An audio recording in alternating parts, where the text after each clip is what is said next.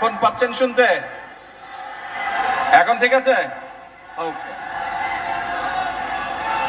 বিসমিল্লাহির স্লোগান বন্ধ করতে হবে। এটা রাজনৈতিক কর্মসূচি না তো, স্লোগান বন্ধ করতে হবে। স্লোগান।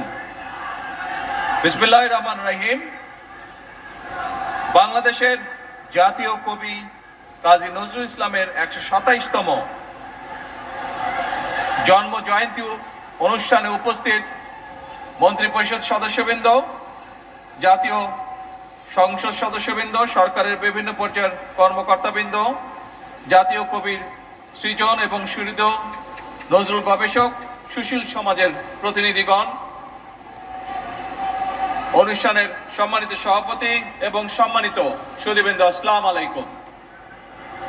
আগামী দুদিন পরেই আগামী 25শে মে বাংলাদেশের মহান জনগণের পরম প্রিয়জন আমাদের জাতীয় কবি কাজী নজরুল ইসলামের ১২৭তম জন্মবার্ষিকী।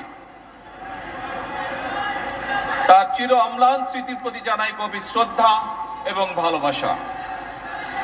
কৃতজ্ঞতার সঙ্গে তাকে স্মরণ করছি, আমি তার মাগফিরাত কামনা করছি। সম্মানিত সকল প্রিয় ভাই বোনেরা, ২০০৬ সালের পর থেকে জাতীয় কবির অমর স্মৃতি বিজড়িত ত্রিশালে জাতীয় পর্যায়ে নজরুল জয়ন্তী উদযাপন হয়নি।